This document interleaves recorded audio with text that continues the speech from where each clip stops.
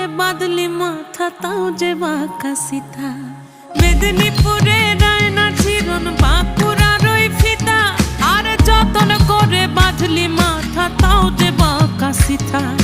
পেছ পাড়ি